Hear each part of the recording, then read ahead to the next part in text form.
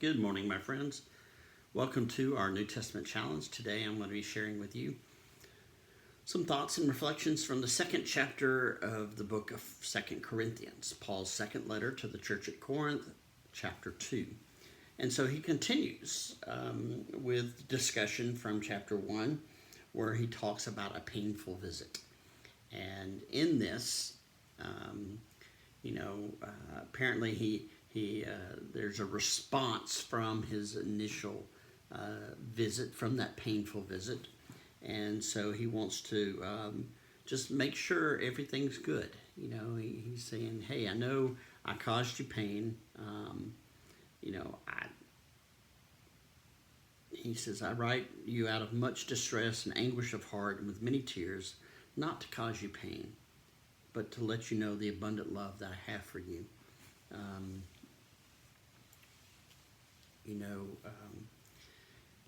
It's kind of like when you slap a toddler's hand because they did something, or and they start crying, and you're like, "Honey, I didn't do that to really cause you pain. I did that to make sure that you're not doing something harmful or something that hurts you. I do that because I love you."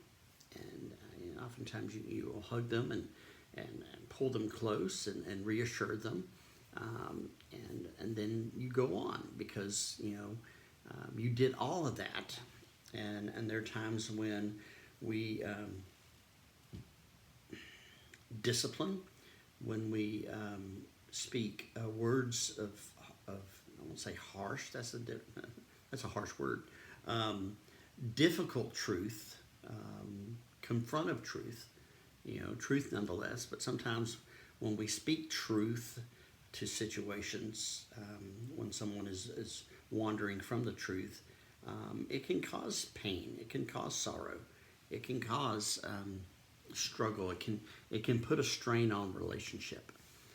And so we need to understand that. And Paul does a good job of, he's going to be blunt. He's going to tell it like it is.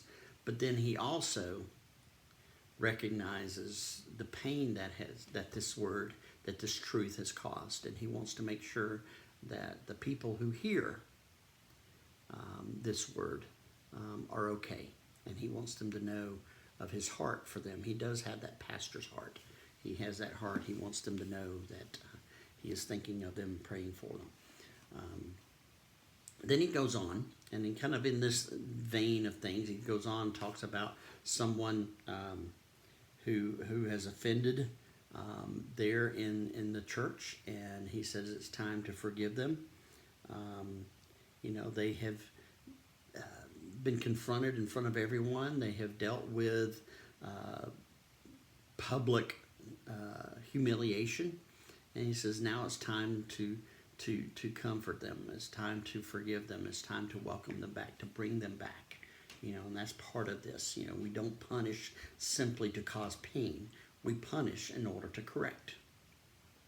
Paul wants to talk about that. He punishes in order to correct, because the ultimate goal is for the offender, to be in relationship with God, to be in relationship with the church, to be in relationship with one another. That is the ultimate goal. And so if it takes correction, if it takes chastisement, if it takes discipline, that's good. But remember, the ultimate goal is reconciliation, is being reconciled to God, being reconciled to the church, being reconciled to brothers and sisters in Christ. So he says, forgive the offender so that they can be reconciled. That's important to know, because there are times when we chastise, and let's be honest, we chastise, excuse me, we chastise because we like their response.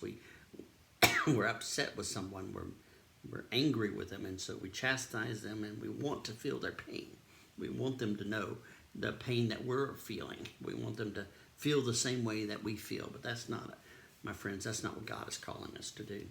He wants us to chastise when necessary in order to bring about reconciliation. That's the ultimate goal, is reconciliation. whatever we need to do, whatever we need to say. How can we bring the offender back into the fold? How can we reconcile them with the love of God and the love of community? That's the question. There are times when I've been reconciled, and there are times when I've done the reconciling. And vice versa for all of us. We need to think about that. We need to pray about that. And think about the one who is ostracized right now, and think about how can we reconcile them to the truth and to the love of God and to the fellowship of the community of saints. Something to think about today, my friends. Take care, and we'll talk to you tomorrow.